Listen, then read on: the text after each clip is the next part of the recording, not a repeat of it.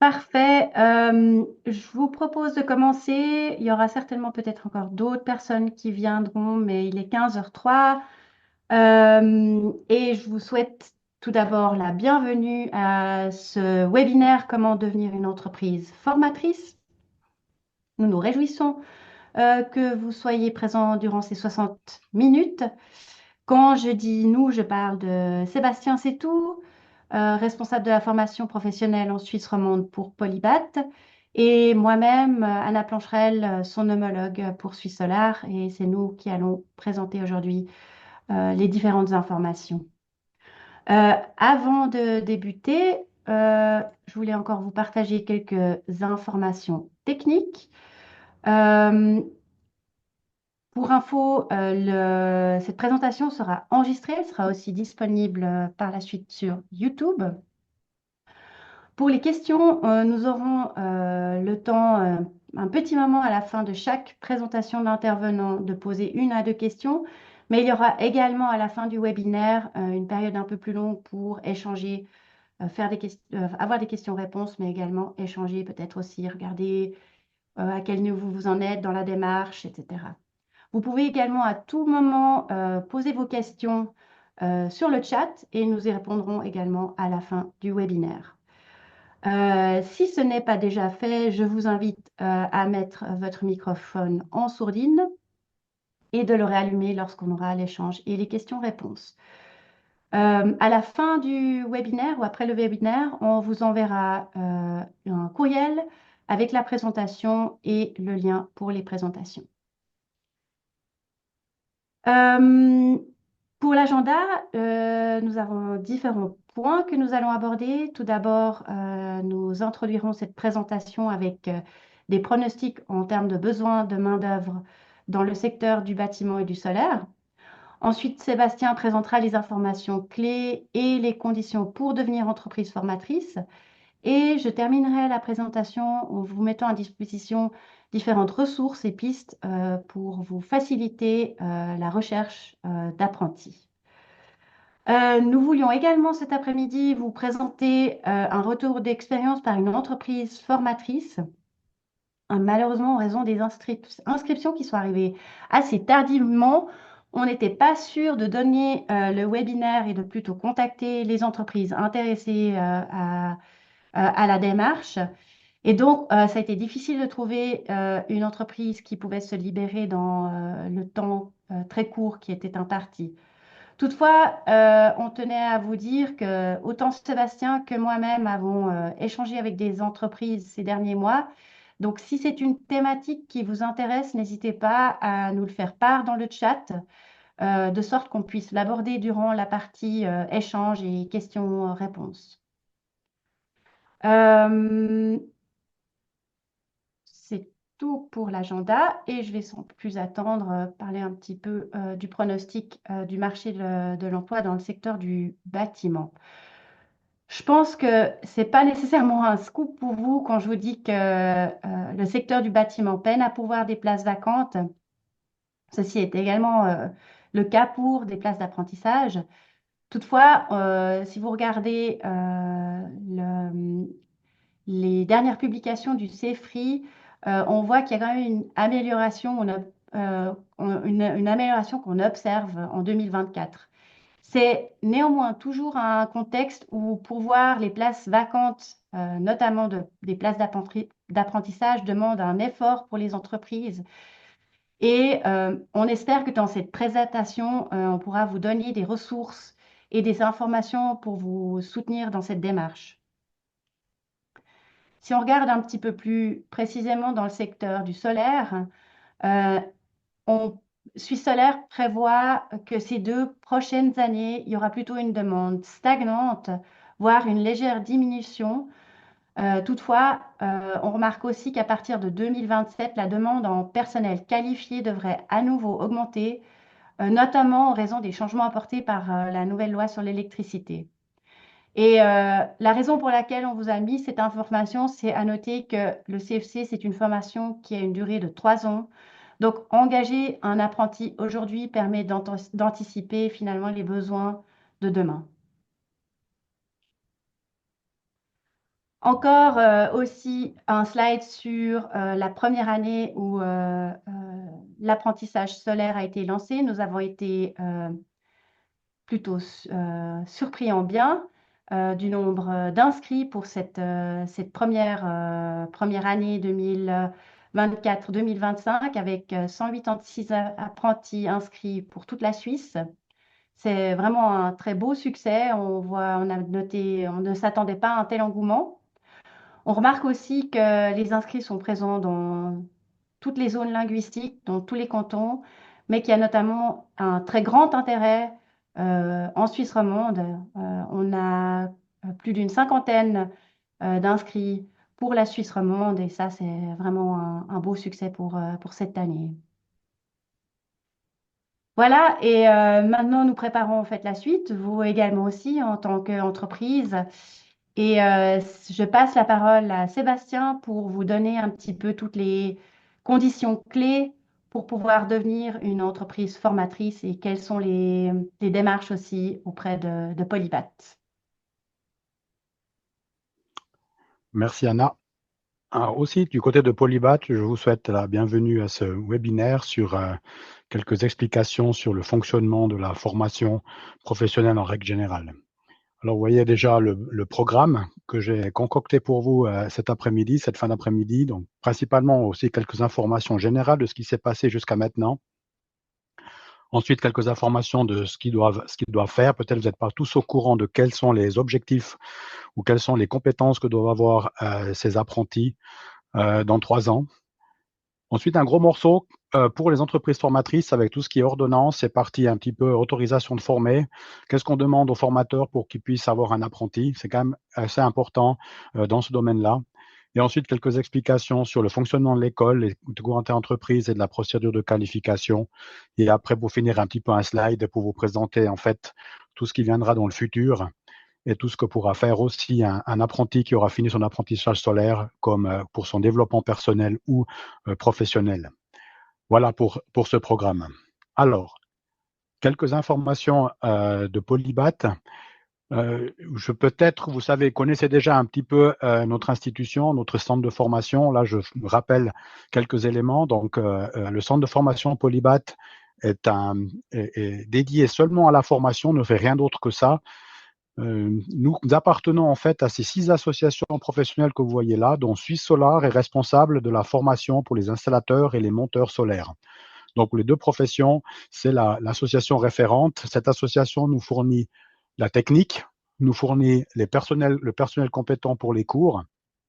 Et nous, ici, chez Polybat, on met en place tout ce qui est pédagogique, tout ce qui est infrastructure pour que les cours se déroulent dans les meilleures conditions et aussi le plus proche possible de la pratique, qui soit aussi fonctionnel pour vous dans vos entreprises. Alors, ça, c'est le travail un petit peu de chacun de ces associations qui sont là-dedans pour tout le domaine du champ professionnel de l'enveloppe des édifices. Passer à la suite. Merci. Voilà les professions qui sont chez nous. Donc, on n'a pas que installateurs et monteurs solaires, on a aussi tous les spécialistes de l'enveloppe, donc avec les étancheurs, les couvreurs, les façadiers, les échafaudeurs et les storistes. Donc, on a vraiment le lien avec tous ces professions dont l'installateur est aussi un petit peu impliqués de temps en temps. Ils doivent quand même travailler avec l'échafaudeur pour travailler l'échafaudage, peut-être en façade avec le façadier pour la sous-construction. Évidemment, le couvreur et l'étancheur aussi quand on pose des panneaux solaires sur une couverture ou bien sur un toit plat, qui fait aussi totalement partie du programme. Donc, on trouve un petit peu tous ces éléments que doit connaître l'installateur solaire aussi dans le champ professionnel. Pour ça que c'est une bonne chose, que nous trouvons une bonne chose qui soit partie aussi de ces activités. Anna. Merci. Alors, une petite rétrospective de qu'est-ce qui s'est passé jusqu'à maintenant. Anna l'a dit tout à l'heure, on a commencé les premiers cours pour les installateurs solaires CFC et les monteurs solaires AFP. Nous avons débuté en première année avec tout ce petit monde à l'école professionnelle ainsi qu'au cours interentreprise. Et nous avons aussi débuté exceptionnellement en Suisse romande la 3e année parce qu'évidemment, le besoin de la branche est assez grand et les entreprises ont besoin de spécialistes relativement rapidement. Donc, c'était aussi une bonne chose du CEFRI qui nous a autorisé spécialement, ça s'est jamais fait jusqu'à présent, où ça a pu faire directement en première année, commencer en troisième année pour pouvoir avoir des gens qui étaient dans la branche. Ces troisième années qui ont commencé viendra plus tard avec les spécificités qu'ils doivent avoir pour qu'ils puissent accéder à seulement la troisième année et puis participer au CFC pour l'année prochaine. Donc, à partir de juillet 2025, ben, nous aurons déjà sur le marché des ouvriers qualifiés, spécialistes dans la branche du solaire avec un CFC. Cours inter-entreprise, également la même chose. On a une partie tronc commun, une partie spécifique à la branche qu'on a dû mettre sur pied. Donc, on est déjà bien parti avec ça. Et on va, pour l'année prochaine, en préparation à l'heure actuelle, les deuxièmes années, la branche spécifique, qu'on va pouvoir mettre sur place. Donc, on est en train de traduire les documents pour que ça puisse se dérouler correctement, comment la troisième année, à l'heure actuelle, l'école professionnelle. Et ensuite, on a aussi en parallèle les cours inter-entreprises que nous mettons en place. Là, les cours inter-entreprises en deuxième année, c'est un gros morceau. Il y a énormément de cours. Et quand j'ai fait le programme pour l'année scolaire 2025-2026, j'ai quand même l'impression que les apprentis sont peu en entreprise quand on prend les cours inter-entreprises et l'école professionnelle qui doivent participer. Sur l'organisation spécifique de ceci, je viendrai aussi plus tard dans ma présentation. Nous avons 3 centres de formation en Suisse romande, non, en Suisse en général. Donc, nous avons les PACO pour les francophones, où nous avons les cours interentreprises ainsi que l'école professionnelle qui s'y déroule. Nous avons notre siège central de l'association Polybat qui est à Houtsville, dans le canton de Saint-Gall, là aussi avec l'école professionnelle ainsi que les cours interentreprises. Évidemment qu'au PACO et à Houtsville se déroulent aussi les procédures de qualification une fois que c'est terminé dans les locaux des cours interentreprises. Et nous avons un deuxième lieu en Suisse alémanique que nous avons ouvert en 2024 qui fonctionne comme le système Polybat dans une école professionnelle à Grenchen, dans le canton de Soleure. Et là, nous avons seulement l'école professionnelle. Donc, les apprentis suisses alémaniques qui vont à l'école à Grenchen vont au cours inter-entreprise dans le canton de Saint-Gall. Là, on n'a pas encore d'infrastructure parce qu'on a à Saint-Gall bien équipé et on n'a pas besoin d'ouvrir des ateliers supplémentaires pour pouvoir le faire. Donc voilà. Mais tous les francophones viennent à l'école au PACO. Normalement, les gens viennent au PACO pour faire des vacances. Là, il y a des apprentis qui viennent pour apprendre. Donc le cadre est parfait pour faire ce genre de choses, surtout quand il fait beau comme à l'heure actuelle, il y a de la neige. C'est très, très agréable de participer et d'être ici. Aussi, quelques mots sur les chiffres. Donc, on en voit aussi chez Polybat à l'heure actuelle. Donc, c'est vrai que l'année scolaire 2024 a posé quelques soucis à l'école, mais on a toujours dit, on est là au service de la branche. Donc, si on nous envoie 2 apprentis, on fait l'école pour 2 apprentis. Si on nous envoie 200 apprentis, on fait l'école pour 200 apprentis. Et c'est vrai que cette surprise que nous avons eue avec ces 50 installateurs solaires qui ont commencé en première année, nous n'avons pas du tout calculé avec ça. Alors, ça nous a mis un petit peu à rude épreuve pour organiser, mais l'école a démarré avec tout ce qu'il fallait le 21 août et tout s'est bien déroulé jusqu'à maintenant. Donc là, on est assez content. À l'heure actuelle, nous avons quand même des ruptures de contrat, mais c'est très, très peu des ruptures de contrat par des gens qui ne sont pas intéressés. Il y en a 2 qui étaient sur Genève, qui finalement, ce n'était pas leur voie. Ils ont décidé d'aller faire autre chose. Et puis, on a vu aussi de temps en temps des licenciements à cause l'apprenti, ça colle pas dans l'entreprise ou bien il y a des soucis à ce niveau-là. Ça arrive ici de temps en temps. Mais quand même, on a 4 ou 5 contrats qui ont été radiés depuis cette année. Donc, c'est relativement peu dans le domaine quand on voit les 50 installateurs solaires qui sont venus. Donc, ça aussi, on voit quand même une très bonne chose. Voilà, on rentre un petit peu dans le vif du sujet. On remarque qu'est-ce qu'ils apprennent dans ces formations. Donc, on a mis en bleu tout ce qui est le cursus CFC, tout ce qui est en orange, le cursus AFP. Donc, ils ne font pas tout à fait la même chose dans les 2 camps. En règle générale, on voit qu'ils ont une petite partie, en fait, qui correspond à la première année d'apprentissage, qui est l'organisation des travaux sur l'enveloppe du bâtiment. Donc là, effectivement, ils vont apprendre les connaissances de base de l'enveloppe. Ils sont dans des classes mélangées quand ils sont ici au cours professionnel, en tout cas pour la première année. À partir de la deuxième année, ça change. Puis ils vont partir dans des classes spécifiques, donc à leur branche, ou 2 ans d'affilée, ils vont pouvoir suivre les cours spécifiques à leur profession. Et là, on retrouve 3 thèmes bien précis qui sont développés. C'est la planification, la préparation du montage, la mise en service et la mise en place pour les installations photovoltaïques. Donc, c'est tout ce qui concerne un petit peu le montage, cette partie-là, qu'ils vont devoir faire. Et puis, en finalité, on a aussi une partie qui est entretien, réparation et démontage de toutes ces structures, ces installations photovoltaïques, parce qu'on a aussi réfléchi à ça quand on a fait le plan de formation. Puis c'est vrai qu'il y a des installations, ça fait longtemps qu'elles sont posées sur les toits, puis certainement ça va aussi être rénové, toutes ces parties-là. Donc on a aussi toute cette partie de démontage et de remise en place pour qu'on puisse traiter ces matériaux comme il le soit. Donc spécifiquement pour le solaire, pour le CFC, la différence que nous avons avec le monteur solaire AFP, c'est toute cette partie planification qui tombe. Donc, ils ont le montage à peu près comme enfin plutôt en toiture ou plutôt à l'extérieur, comme ont les CFC. Et puis, ils ont une partie aussi d'entretien et de démontage. Par contre, ils ne vont pas toucher au câblage, ils ne vont pas toucher à faire les prises, ils ne vont pas toucher à faire du montage d'appareils électriques. Ça, ce n'est pas leur domaine. Ils sont plutôt des spécialistes à l'extérieur qui font de la pose, plutôt d'installation dehors, mais rien d'autre que ça. On voit un petit peu cette différence, on viendra après avec ça. Donc voilà, ça c'est les points que vous retrouvez dans le plan de formation. Je vous donnerai encore quelques tuyaux tout à l'heure sur où trouver ces informations nécessaires de savoir de qu'est-ce qu'ils doivent faire, de qu'est-ce qu'ils doivent savoir. Mais là, on a déjà sur ce slide-là quelques informations importantes de qu'est-ce qu'ils doivent savoir faire dans 3 ans. Merci Anna. Voilà, vous trouvez dans le plan de formation, j'ai mis une petite slide de savoir comment ça se présente.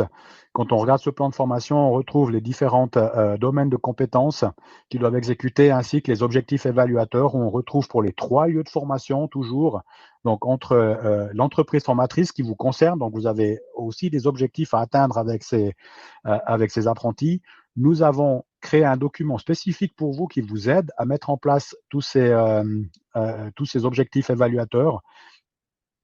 En parallèle, vous trouvez aussi là-dedans tous les objectifs de l'école ainsi que ceux des cours interentreprises afin de voir qu'est-ce qui sont aussi développés dans les 2 autres centres de formation, mis à part l'entreprise. Merci. Voilà, je parlais de ces objectifs évaluateurs pour les entreprises. Donc, nous avons un programme de formation pour les entreprises formatrices, comme nous appelle ça. Je vous ai mis, quand vous recevrez la documentation que je vous passe maintenant, vous avez 2 liens qui sont mis sur ce slide pour que vous puissiez directement aller le télécharger. Et ça, c'est vraiment spécifique à l'entreprise formatrice que nous avons créée. Donc, on retrouve les objectifs évaluateurs de l'entreprise, comme vous avez par exemple le C1.1 avec effectuer des contrôles visuels des installations solaires existantes et les documenter. Ça, c'est quelque chose qu'après, on peut suivre avec l'instruction, l'approfondissement, et puis que ça soit terminé.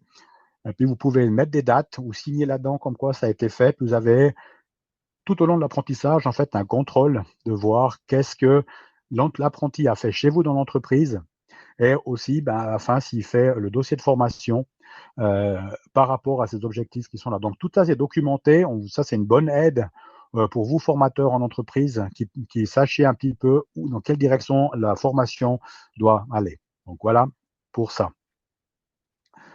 Le domaine où il travaille encore un petit peu, ça, voilà, c'est la partie de l'article 14 de l'OIBT. Donc, c'est très important qu'on touche tout ce qui est, en fait, je crois, c'est chez vous, courant continu, d'essai, je ne suis même pas sûr. On voit que je ne suis pas de la branche. Donc, c'est tout ce qui va être dans la pose de panneaux solaires. Donc, pour brancher des panneaux solaires les uns avec les autres, on n'a pas besoin d'autorisation particulière. Ça reste pour tout le montage en toiture, par exemple, ou en façade, ou sur toit plat. C'est les 3 grands thèmes qui sont donnés. Ensuite, il faut, dès qu'on doit faire des câbles, tirer à l'onduleur, brancher des batteries, éventuellement encore d'autres appareils qui viendraient se mettre dessus au fur et à mesure. Ça fait partie de l'article 14. Et ensuite, le branchement de l'installation solaire sur le tableau électrique, ça fait de nouveau partie du travail de l'électricien et pas de l'installateur solaire.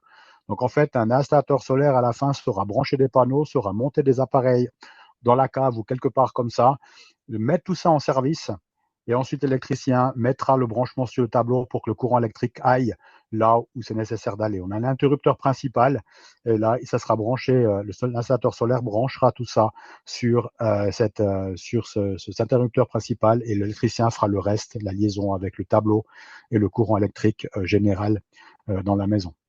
Ce qui change aussi, c'est que justement, on voit bien dans ce tableau, l'AFP travaille plutôt dans la partie des panneaux solaires, peut donner un coup de main dans la partie de l'article 14, mais s'arrête pas à ses tâches principales. Donc c'est bien si on peut leur faire aussi ce genre de choses-là, ça fait quand même partie du travail. Mais en tout cas, ce qui est sûr, c'est qu'aussi au cours interentreprise et à l'école professionnelle, tout ce qui est article 14 ou traitement pour le contrôle, l'étiquetage, le câblage, la fabrication des prises, ce genre de choses-là, ce n'est absolument pas compris dans leur formation. Ça, c'est vraiment le travail du CFC à faire ce genre de choses-là. On peut passer Anna, merci. Alors, pour former des apprentis installateurs solaires ou bien monteurs solaires AFP, ce qui est important, si ce n'est pas déjà fait, vous devez absolument demander une autorisation de former auprès du canton d'implantation de l'entreprise. Donc, si vous êtes sur Vaud, vous allez demander à la DGEP de demander une autorisation de former. Il y a des formulaires en ligne pour ça, c'est relativement simple d'y faire la demande. L'important aussi, c'est que vous ayez un collaborateur de chez vous qui ait fait le cours de formateur en entreprise, donc les 40 heures. Ça, c'est quelque chose d'important. Peut-être vous avez déjà des apprentis qui sont dans une autre branche. Peut-être vous êtes déjà dans la formation des électriciens, par exemple, et vous avez déjà le CFFE. Vous n'avez pas besoin d'aller faire un deuxième spécifique à ça. Ça, c'est une fois, c'est général pour tous les apprentis. Si on a déjà des autorisations de former pour d'autres professions, on n'est pas obligé de le faire. Par contre, vous devez demander une autorisation de former pour les installateurs solaires. Ça, ce n'est pas général, ça, c'est spécifique à une branche. Donc, il faudra le faire pour ça. Nous avons aussi des outils qu'on a mis à disposition des cantons pour qu'ils puissent aussi décider si l'entreprise est apte ou pas pour faire la formation des installateurs solaires. Mais en règle générale, si vous arrivez à argumenter comme il faut que vous avez une activité suffisante dans le domaine du solaire, vous pouvez aussi prendre des apprentis dans ce domaine. Donc, c'est important de quand même faire régulièrement ce genre de choses-là, pas être seulement couverture et puis faire un tout petit peu de panneaux solaires, ou bien faire d'électricien puis un tout petit peu de panneaux solaires. Il faut quand même justifier une certaine marge de travail pour pouvoir valider aussi la formation. Vous êtes responsable de la formation, le 85% de la formation se passe en entreprise, si jamais.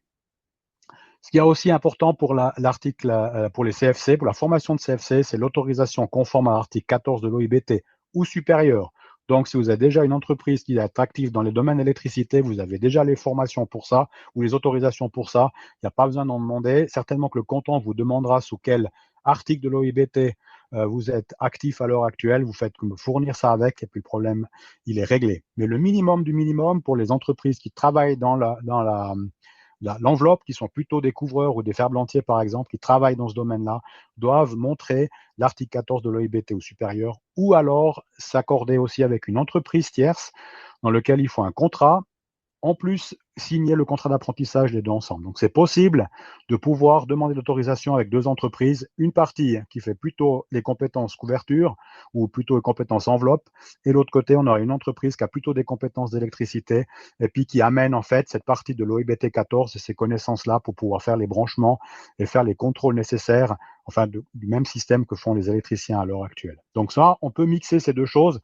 Les cantons décident à la fin comment ça se passe. Mais eux peuvent vous dire exactement la procédure qu'ils font à l'interne. C'est ce qu'on a fait jusqu'à présent. Il y a des entreprises qui sont doubles pour un apprenti et ça se passe très bien. C'est une bonne idée. Je trouve ça. Les cantons romans ont été très flexibles avec ça et puis jouent bien aussi le jeu pour essayer de former le maximum d'apprentis. Puis je pense qu'on voit les résultats avec les 50 apprentis qu'on a eus. Je pense qu'il y a en tout cas une quarantaine d'entreprises qui ont reçu l'autorisation de former en Suisse romande. Puis ça, je crois que c'est une bonne chose. Les cantons, ils sont souples de ce côté-là pour pouvoir vous permettre de former. S'il y en a. Alors, les exigences, vous les retrouvez dans la section 6 de l'ordonnance. Vous l'avez aussi en lien ici dessus, vous pouvez aller regarder si c'est nécessaire. Je laisse passer à la suivante, c'est intéressant, on a les articles. Alors, pour former les apprentis, si on reprend un petit peu les articles de loi, donc il faut effectivement être titulaire d'un certificat de capacité et avoir 2 ans d'expérience. Donc, à l'heure actuelle, ça n'existe pas d'installateur solaire. qui ont 2 ans d'expérience. Donc, pour le moment, on ne parle pas du point numéro A, mais on parle plutôt du point B, que vous êtes un titulaire d'un CFC dans une profession apparentée et vous avez 3 ans d'expérience dans le domaine de formation. Ça veut dire que vous faites plus de 3 ans du solaire. Vous pouvez demander à avoir une autorisation de former. Ou bien alors, le point C, c'est que vous avez un titre correspondant de la formation professionnelle supérieure, et ça existe déjà ça, avec 2 ans d'expérience. Donc, si vous êtes chef de projet en montage solaire depuis plus de 2 ans, vous avez aussi l'autorisation de prendre des apprentis. Ça équivaut avec ça. Vous n'êtes pas obligé d'avoir un CFC dans la profession visée. Ce diplôme permet d'avoir déjà des apprentis à ce niveau-là. Merci, Anna. Si on appuie un petit peu, là, c'est justement cet article de loi qui dit qu'on doit absolument avoir l'article 14. Donc, d'un côté, on a une autorisation générale d'installer, c'est ce qu'en règle générale tous les électriciens à l'heure actuelle que je connais. Et ce qui est important, c'est que j'ai mis en rouge, c'est qu'ils doivent surveiller et diriger les personnes en formation, toutes ces personnes qui sont autorisées à le faire. Donc, c'est pas quelqu'un, on a toujours l'impression que quelqu'un qui a le diplôme pour faire ça, c'est un chef qui réserve un bureau. En principe, c'est pas ça qu'ils veulent dire là-dedans. C'est vraiment que cette personne, dès qu'on a touché dans le domaine ou bien dans la partie qu'on a vue tout à l'heure de l'article 14, doit vraiment être en place sur le terrain pour faire ces installations, pour faire ces câblages, pour faire ces branchements qui sont nécessaires et aussi les contrôles qui sont nécessaires une fois que l'installation a été terminée avant la mise en service. Donc ça, c'est important qu'on les surveille et qu'on les dirige. On retrouve la même chose dans le point numéro B. Donc, si on n'a pas d'autorisation générale d'installer, il faut au minimum l'article 14 de l'OIBT. Mais dans le domaine de l'installation photovoltaïque, il faut faire attention, il y a plusieurs voies quand on fait cet article OIBT 14. Donc, il faut vraiment prendre celui de l'installation photovoltaïque. Et là aussi, c'est une personne qui travaille avec l'apprenti et qui exécute les travaux d'installation avec l'apprenti sur le chantier. Donc, ce n'est pas le patron qui va faire le OIBT 14, puis après il est assis dans son bureau et puis il va faire la visite des clients et puis l'apprenti il est tout seul sur le chantier à faire des montages avec une personne qui n'a pas les compétences. Il faut vraiment ça soit fait pour ce genre de choses-là. Donc, c'est des contrôles qui sont donnés. Les cantons ont dit que si c'était pas ça, si c'était pas tout à fait déroulé comme ça, les autorisations de former seraient certainement retirées ou bien il y aura en tout cas un blâme de ce côté-là. Voilà, Anna. Alors, les exigences qui sont, les professions apparentées qu'on a parlé tout à l'heure, vu qu'il n'existe pas du tout d'installateurs solaires avec CFC à l'heure actuelle. Donc, il faut en tout cas être l'une de ces formations qui sont données là. Donc, ça va dans les formations de l'enveloppe, y compris les ferblantiers, jusqu'à l'électricien, les installateurs électriciens ou bien les électriciens de montage. C'est le minimum à avoir avec ces 3 ans d'expérience pour pouvoir former des installateurs solaires. Mais attention, ça, c'est vraiment dû au formateur et non pas à l'apprenti qui pourrait rentrer en 3e année. Donc, il faut faire très attention avec ces professions apparentées. Il y a 2 listes différentes. Il y a une pour les formateurs et l'autre qui permet à un apprenti qui a terminé un autre apprentissage de pouvoir faire un apprentissage raccourci. Donc, ça, c'est vraiment la liste spécifique pour la formation des installateurs solaires. Yana. Vous avez le droit de former, ça c'est de nouveaux articles de loi, vous avez le droit de former un apprenti si la personne est à 100% ou alors 2 formateurs à 60%.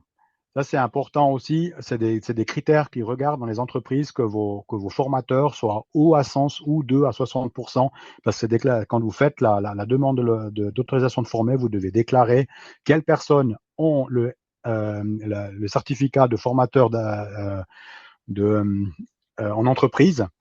Et c'est nominatif. Et puis ces personnes sont au courant, le canton, en fait, de qui fait exactement, qui forme combien de pourcents. Merci. Anna. Voilà, c'est un petit peu aussi un retour en arrière de ce qu'on a débuté l'année passée. Donc, je vous ai déjà dit en début qu'on démarrait l'apprentissage en 2024 avec les premières années et les 3e années. Donc, on a les 3e années qui démarrent ici. On a les critères qui sont donnés ici. Donc, si on veut commencer en 3e année directement, c'est possible, mais il faut être il faut avoir fait un CFC dans la branche de l'enveloppe à l'heure actuelle, à cause des compétences toiture, parce comme on est une formation dans l'enveloppe, on appuie un petit peu plus ces compétences. En 3e année, on a plus de leçons d'enseignement spécifique que culture générale. Donc, on peut rattraper une partie des connaissances qui n'ont pas de l'électricité. Donc, c'est pour ça qu'on est plutôt dans l'enveloppe. Donc, on permet aussi plutôt à des gens qui sont, ou bien des apprentis qui ont travaillé dans une entreprise mixte, hein, c'est ce qu'on dit toujours, donc qui a été couvreur et puis qui fait aussi du solaire dans l'entreprise, qui justifie au moins 120 jours d'expérience de pratique, pourra s'inscrire directement et faire le CFC d'installateur solaire en une année. Et ça marche aussi dans l'autre sens. Donc, on peut faire des installateurs solaires en 3 ans et puis ils peuvent aussi accéder, par exemple, aux professions de couvreurs ou d'étancheurs, ça dépend du domaine où ils sont, aussi en une année. Ça fonctionne la même chose. Il faut toujours amener ces justificatifs comme quoi on a travaillé un petit peu dans la branche. Alors, ça marche spécifiquement dans les entreprises qui font les deux choses. Si une entreprise qui fait que du solaire et puis qu'on ne fait pas de couverture, ça ne va pas marcher parce qu'on ne va pas pouvoir justifier. Ces 120 jours, ça fait environ 6 mois d'expérience dans le domaine. Évidemment, comme on a déjà terminé un CFC quelque part, on a déjà aussi terminé la culture générale, donc ça va aussi de pair d'un côté. De l'autre côté, on peut aussi rentrer en deuxième année d'apprentissage. Là, ça en demande un tout petit peu moins, vu qu'en principe, les apprentissages raccourcis sont 2 ans, donc on leur enlève la première année d'apprentissage. Donc, on va démarrer aussi avec les premiers apprentis en 2025, les premiers apprentis deuxième année. Là, ils ont un petit peu des recommandations qui sont un petit peu moins hautes, mais ils doivent quand même rattraper quelques cours, vu qu'on a en première année, typiquement dans les cours interentreprises, par exemple, le PIAC, on a les protections collectives comme les échafaudages, on a les lingages des charges, on travaille avec des machines dangereuses, et puis la plateforme élévatrice, c'est tous des cours qui sont donnés ou bien des certificats qui sont distribués dans la première année dans les cours interentreprises. Donc voilà un petit peu la différence, comment on peut rentrer en troisième, comment on peut rentrer en deuxième année dans les diverses formations et qu'est-ce qu'il y aura à faire. Quelques informations sur l'école professionnelle. Donc chez nous, l'école professionnelle est organisée en cours blocs. Donc, les apprentis font leurs 40 jours de cours par année, pas en une fois par semaine, mais en 8 fois une semaine de cours, donc 8 fois 5 jours de cours. En tout cas, pour les francophones, c'est comme ça. Pour les Suisses alémaniques, on a 4 fois 2 semaines qui se déroulent. On a le CG en première et deuxième année spécifiquement. La troisième année, il y en a beaucoup moins. Il y a quand même un tout petit peu parce qu'on doit quand même terminer le cursus, mais il y a à peu près 280 leçons qui sont enseignées en troisième année de branches spécifiques contre 160 leçons qui sont enseignées en première et deuxième année. Donc, on arrive comme ça à faire quelque chose d'assez bien, puis vraiment de pousser les connaissances en troisième année. À l'heure actuelle, on avait dit qu'on a ça, c'est un slide que je n'ai pas corrigé parce qu'on a une année et demie de compétences interprofessionnelles, alors que c'est plus du tout le cas à l'heure actuelle. On avait discuté de ça à l'époque. L'année passée, on n'était pas trop sûr dans quelle direction ça allait, l'école professionnelle. Mais maintenant, c'est sûr, c'est une année de compétences interprofessionnelles. Ça veut dire que toutes les professions sont mélangées en première année et on a 2 ans de compétences spécifiques où après, justement, on va parler vraiment spécifiquement de toutes ces problématiques du panneau solaire dans ce cadre-là. À la fin de chaque semestre, l'école a mis sur pied un examen standardisé qui permet aussi de faire un point du niveau des apprentis, aussi pour vous, quand vous recevez cette note spécifiquement. Alors, ce n'est pas une note qui est éliminatoire, c'est une note qui fait un petit peu le point de savoir où est-ce que l'apprenti se situe. Cet examen est préparé en règle générale sur le même critère que les examens de fin d'apprentissage. Donc, on voit tout de suite si ça va passer ou pas après les premières expériences. Merci, Anna. Voilà un petit peu comment ça se présente, le tableau des leçons. Alors, on se retrouve en première année spécifiquement l'organisation des travaux sur l'enveloppe avec 160 leçons. Puis on retrouve en deuxième année aussi 160 leçons sur 2 spécifiques, donc partie de planification et puis un gros morceau dans le montage qui est enseigné. Et en troisième année, en tout cas pour les CFC, on en retrouve de nouveau ces 280 leçons qui sont données, donc beaucoup plus que ce qu'on avait dans les 2 premières années pour permettre aussi de parfaire la formation avant l'examen final. On retrouve aussi cette tendance avec les AFP où ils ont la première année 160 leçons qui sont données aussi en tronc commun. Et puis on a en deuxième année un petit peu plus de leçons que ce qu'on a la première année en 240 leçons. Donc on réduit un tout petit peu le taux de culture générale. Comme ça, on a aussi de nouveau des compétences qui sont spécifiques à la branche. Donc, on a assez peu en fait, de matières communes par rapport à ce qu'on voit dans l'ensemble des leçons qui sont distribuées dans les branches spécifiques. Pour les cours interentreprises, vous retrouvez ici le nombre de cours interentreprises que sont donnés pour la branche. Donc, on retrouve toujours en première année ces cours interprofessionnels. Ça veut dire que chacun va visiter un petit peu le métier de l'autre, au minimum un jour. On a 9 jours qui sont prévus. Dans ces 9 jours-là, on retrouve aussi tout ce qui est sécurité au travail, hein, qui concerne tout le monde. Ils font faire, en bas, vous avez une petite liste aussi, le PIAC qui est donné, les lingages des charges, la plateforme de levage, donc tout ce qui est nacelle, par exemple.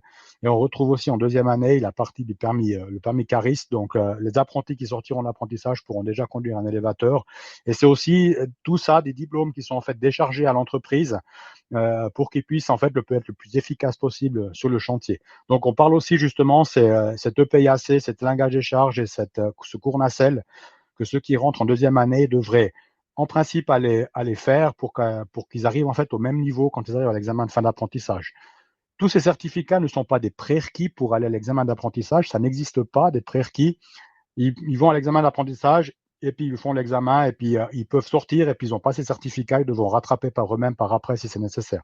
Donc, c'est un plus qu'on met à disposition aussi pour des compétences, pour voir un petit peu la sécurité au travail, pour qu'ils puissent être justement le plus efficace possible quand vous êtes après aussi dans l'entreprise. Donc, vous voyez, en deuxième année, l'année prochaine, on va organiser, il y a 18 jours de cours qui sont donnés pour un apprenti.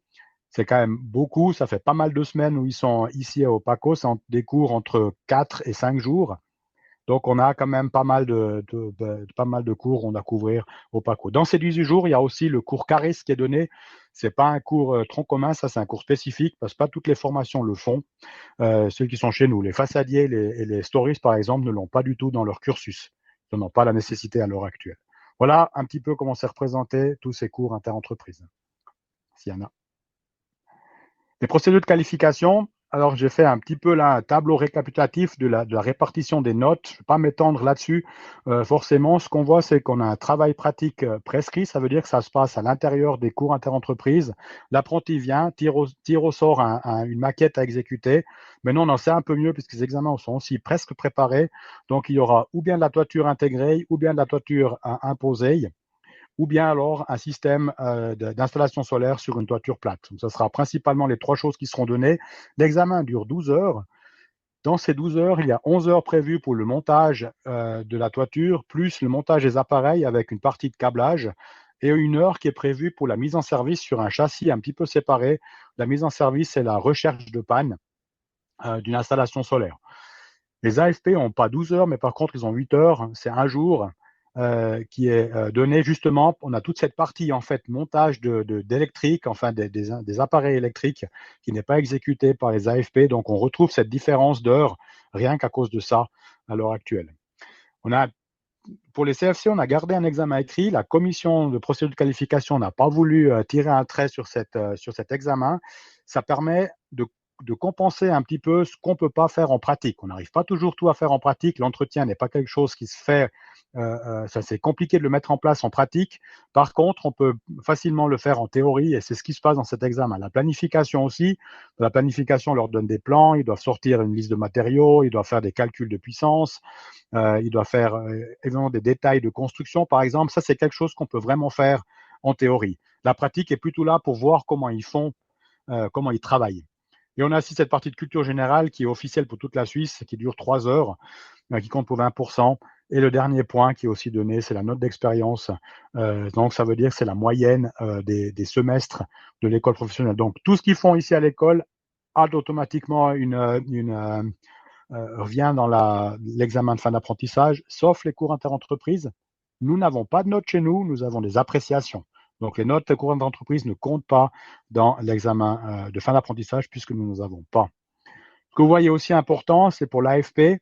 L'AFP n'a pas d'examen écrit, n'a plus d'examen écrit. Donc, c'est la note d'expérience, c'est-à-dire les moyennes des 4 semestres de l'école professionnelle qui comptent comme moyenne des compétences de l'apprenti dans le domaine théorique. Et c'est pour ça qu'on a aussi plus 60%, donc une grosse partie de la note pratique qui compte pour cela. Donc, c'est vraiment le gros du travail, c'est la pratique, et puis beaucoup moins la théorie. Hein.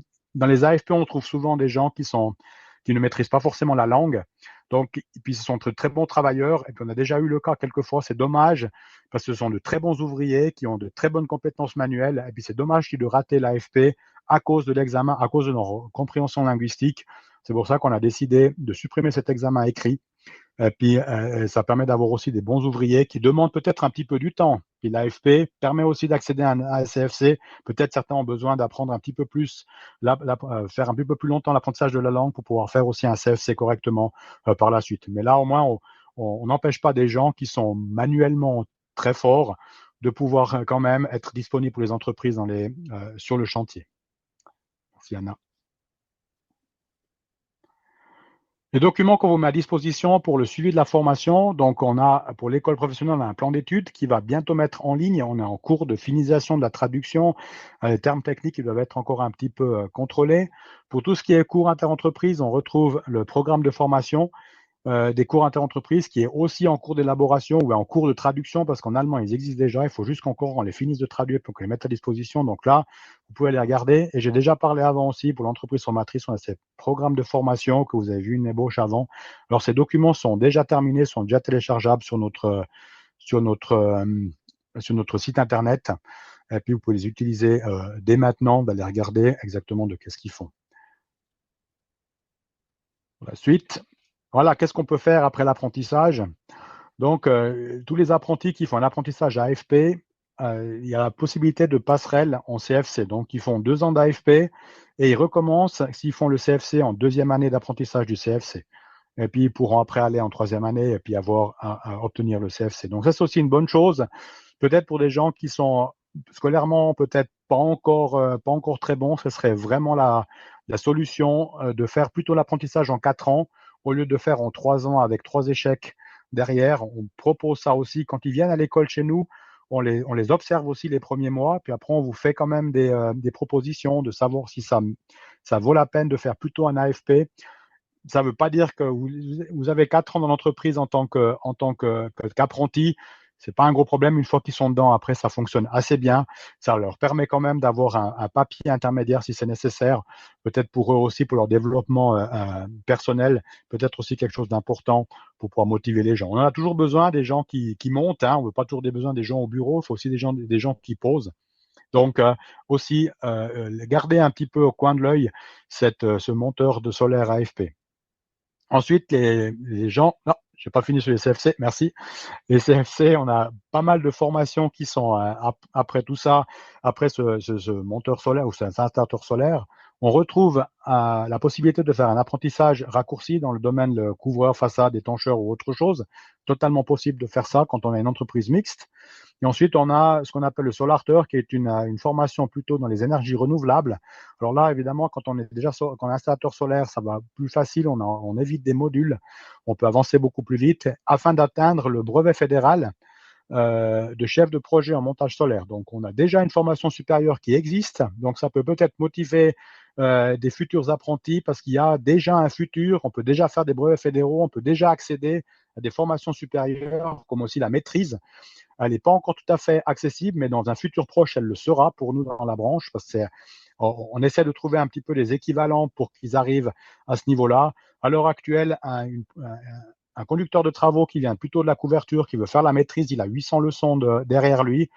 Un brevet fédéral de chef de projet en montage solaire, il y a 360 leçons. On a un peu ces quelques 500 leçons qu'il faut un petit peu compenser encore pour qu'ils arrivent à peu près tous le même niveau à la maîtrise. Mais l'idée, c'est quand même de pouvoir proposer aussi des maîtrises aux installateurs solaires. Évidemment, on peut partir dans la maturité professionnelle. Ça reste pas chez nous. Par contre, ça, c'est les cantons qui s'en occupent. Et surtout, très important, un installateur solaire qui termine l'apprentissage est admis à l'examen de l'article 14 de l'OIBT sans faire le cours préparatoire. Donc, on ne distribue pas d'examen, enfin, le CFC ne donne pas le droit de faire des connexions selon l'article 14. Ça lui donne le droit d'aller à l'examen pour obtenir ce fameux sésame. Voilà. Je crois que j'en ai terminé. Merci. Si vous avez des questions, je reste à disposition. Ah, je vois qu'il y a une question qui a été posée. On peut peut-être avoir une ou deux questions et puis ensuite passer à la suite et poser les questions après. Mais si vous avez déjà des questions. Alors, j'ai vu que M. Tur a posé 2 questions. Alors, également, les fiches courant continu sur les toits sont soumis à autorisation. Est-ce que c'est une question? Non, c'était pas une question, c'était juste une affirmation que l'article 14 s'arrêtait justement Dans la présentation, on a vu que l'article 14 s'arrêtait au solaire et au courant AC, mais si on regarde plus en détail la présentation que vous avez mis, on voit qu'elle s'arrête vraiment même en haut sur le toit. Les fiches qui doivent être confectionnées sont soumises à l'article 14. Alors ça, on est d'accord. Les fiches qui sont Voilà, déjà qui sont préfabriquées, comme les panneaux solaires, cela peut être branché sans article 14. Par contre, on en a fabriqué une, on tombe sous l'article 14. exactement. C'était juste un Voilà. complément que je voulais apporter. Puis la deuxième question que j'avais, c'était est-ce qu'un installateur CFC, donc un électricien CFC, un jeune qui voudrait faire un Un complémentaire? perfectionnement justement dans le solaire, un complémentaire, est-ce qu'il peut, lui, commencer en deuxième année ou pas? Oui, il commence en deuxième année. OK, comme, Oui, un CFC de l'enveloppe du bâtiment? exactement. Alors, sur certains qui justifient justement ces 120 heures de travail déjà dans le domaine du solaire, peut commencer en troisième année. Parce que la troisième année est vraiment spécifique à l'installation solaire. Le problème qu'on a avec, ça dépend toujours un petit peu, c'est difficile de savoir, c'est ce que ça a été décidé, c'est que les entreprises plutôt d'électriciens, euh, euh, on doit donner aux ces apprentis la possibilité de pouvoir travailler enfin, tout le type de pose qu'on trouve en toiture, en façade, en toit plat, puis de traiter ce genre de choses-là. Les apprentis qui viennent de l'enveloppe sont déjà formés à ça. Donc il y a un petit peu, c'est pour ça qu'on a fait cette petite différence avec les électriciens. Pour l'instant, c'est une question qui est ouverte de savoir pourquoi les électriciens ne peuvent pas accéder en troisième année. Et ça, c'est une discussion qu'on doit avoir. On attend un petit peu aussi les retours des premiers formateurs en troisième année, y compris chez nos collègues suisses alémaniques. Est-ce qu'on ne pourrait pas aussi permettre à un électricien qui travaille dans une entreprise qui fait aussi du solaire en parallèle, qui fait les deux choses, pourquoi peut-être pourrait aussi accéder en troisième année si elle justifie justement ces 120 jours. Donc c'est une question qui est encore à l'heure actuelle ouverte. Mais pour le moment, c'est deuxième année. OK, très bien. Merci beaucoup. On passe à la suite. Alors, ici, nous allons vous donner en fait des clés pour le moment où vous avez en fait l'autorisation de former en poche et maintenant vous devez intéresser au métier et rechercher des apprentis. Donc, quelles sont les démarches que vous pouvez faire? On a mis en place, en fait, Suisse Salaire a mis en place un site, une plateforme d'information, autant pour les jeunes que également leur milieu rapproché, comme les parents, etc., où il y a toute une description de l'apprentissage, qu'est-ce qui est appris, etc., quelles sont la durée des apprentissages, donc toutes ces informations-là. Et également sur cette plateforme, donc formationsolaire.ch, les entreprises formatrices peuvent mettre leur nom, inscrire leur nom afin de proposer déjà un stage d'orientation ou une place d'apprentissage. Ceci permet en fait après aux personnes intéressées de rechercher ces entreprises formatrices, notamment en donnant le lieu et en indiquant un périmètre de recherche comme je vous montre ici sur la démonstration en fait. Donc, si vous êtes une entreprise formatrice et que vous souhaitez être inscrite dans la base de données, n'hésitez pas à nous contacter avec l'adresse que je vous ai mis en lien ici, ci-dessous. Il y a également trois autres portails principaux afin de publier des offres pour les stages d'orientation ou les places d'apprentissage. Une plateforme qui est la plateforme la plus connue et qui est la plateforme d'emploi officielle pour les places d'apprentissage, c'est orientation.ch. Ici, la publication est gratuite. Également, un autre portail qui s'appelle Justy. Ici, les membres Suisse Salaire ont une réduction de 10% pour la publication de leurs offres. Et une autre, peut-être un petit peu moins connue, qui s'appelle Gateway, qui permet également de publier une offre. Rien ne vous empêche également de publier une annonce sur vos propres réseaux sociaux ou sur votre site Internet. Afin d'intéresser au métier, nous recommandons d'organiser des stages d'orientation, ceci vraiment dans le plus tôt possible. Ces stages d'orientation permettent de fournir des informations précieuses pour des apprentis potentiels et puis leur faire découvrir le métier de manière très pratique. Euh, Ici, information importante, il n'est pas nécessaire d'avoir une autorisation de former pour organiser un stage d'orientation.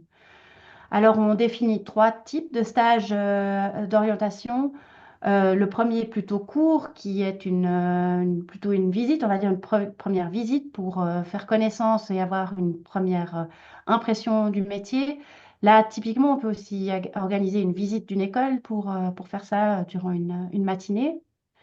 Et les deux autres sont un peu plus longs et sont plus spécifiques, on va dire, à une personne intéressée. C'est un stage d'orientation professionnelle d'une durée de 1 ou 2 jours pour obtenir forcément un aperçu un peu plus approfondi. Et le troisième, un stage d'orientation pour vraiment la candidature. Là, on parle plutôt de 3 à 5 jours afin que la personne intéressée puisse vraiment comprendre le métier, comprendre en fait les interfaces entre les différents métiers également, et aussi pour éventuellement le futur maître d'apprentissage, voir l'aptitude ou les qualifications de la personne intéressée si elle peut correspondre à ces demandes. Également, ici, je vous ai mis à disposition en fait le lien pour notre site internet sur Suisse Solar où nous regroupons en fait une multitude d'informations pour les entreprises formatrices, pour les apprentissages, donc une description assez approfondie du profil de la profession, des documents officiels, des modèles de contrat, des checklists, donc les démarches que vous devez faire pas à pas pour pouvoir obtenir l'autorisation de former, mais également aussi du matériel promotionnel, typiquement pour la publication des offres de places d'apprentissage. Et tous les titres sont en fait des liens, des hyperliens sur lesquels vous pourrez cliquer en recevant la présentation. Également, on vous invite à vous inscrire à la newsletter pour obtenir les dernières informations sur la formation. Euh, je vous ai également mis un lien en lien le lien formation professionnelle qui regroupe, on va dire, des informations précieuses générales sur comment devenir une entreprise formatrice et qui est très riche en infos. Euh, Également, un bon moyen de partager ou de communiquer sur le métier, c'est l'événement SwissSkills qui aura lieu à Berne au mois de septembre. Ici, nous recherchons en fait activement aussi des entreprises pour assister dans ce qu'on a appelé la maison de la démonstration. C'est organisé par Swiss Solar et Polybat. Ce sera en fait un stand de démonstration avec un toit incliné où il y aura différentes tâches qui seront démontrées sur ce toit. Ici, c'est vraiment aussi un avantage pour une entreprise de venir participer parce que d'une part, elle peut faire la promotion de sa propre entreprise, entrer en contact avec des jeunes et leur famille, et également utiliser en fait cet événement pour inviter des jeunes, pour organiser peut-être des premières rencontres, donc type stage d'initiation, stage d'orientation. Donc, si vous êtes intéressé à participer, vous avez également ici le contact pour nous indiquer votre intérêt. Voilà, nous en avons fini avec notre présentation et puis nous sommes maintenant ouverts aux questions,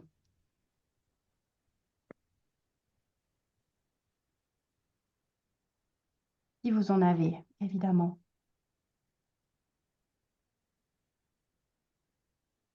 Qu'il y aurait encore des questions sur le chat. Alors, peut-être une question ouverte à vous. Ou est-ce que... Ah, est-ce que j'ai entendu quelque chose? Non. Où est-ce que vous en êtes, vous, en tant qu'entreprise, en termes au niveau du processus?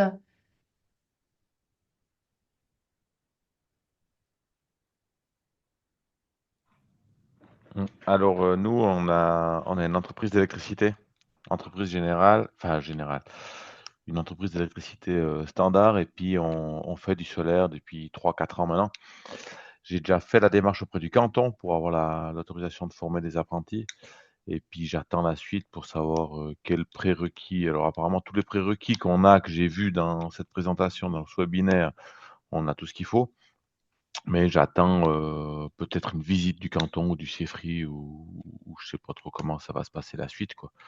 Mais à mon avis, on n'a pas trop de soucis de pouvoir former les apprentis parce qu'on a tout ce qu'il faut. On a des CFC qui viennent de la ferblanterie, on a des CFC électriciens, on a plusieurs maîtrises fédérales, donc au niveau électricité.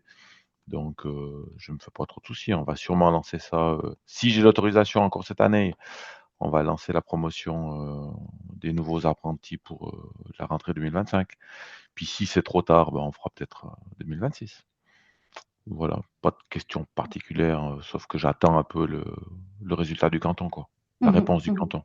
Oui, super. Est-ce que vous avez déjà des intérêts de la part de certains apprentis, même si vous n'avez pas Oui, encore j'en ai un. l'autorisation? Ok, J'en ai un qui est d'accord. venu faire un stage, et puis chez nous, on fonctionne de cette manière-là. On a 2 stages. Un stage de découverte où ils viennent 2 jours, et puis s'ils sont intéressés à venir travailler chez nous, on fait un stage de postulation qui dure 1 semaine avec un peu plus approfondi. Et puis on essaie de faire un peu la tournée de plusieurs chantiers pour voir plusieurs types différents, Mm, et puis ça, c'est vraiment s'ils veulent venir travailler chez nous. super. Et autrement, si j'ai pas l'autorisation d'ici le mois de, je dirais, juin, pour attaquer au mois d'août, je, je vais l'aiguiller vers une autre entreprise formatrice du Valais, quoi. Bon, super. Voilà. D'autres partages ou d'autres questions?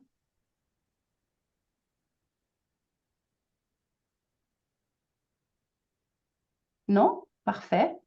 Écoutez, on peut terminer cette séance et puis surtout, n'hésitez pas, autant Sébastien que moi-même sommes disponibles si vous avez d'autres questions par la suite, et si, il y a encore des choses que vous avez besoin d'approfondissement, nous sommes à votre disposition pour y répondre. Et je vous remercie en tout cas pour votre attention et pour votre participation. Et je vous souhaite également encore une très très bonne fin d'après-midi. Merci beaucoup. Merci beaucoup. Au Merci beaucoup. revoir. Bonne fin de journée. Au revoir. Au revoir. Merci. Merci.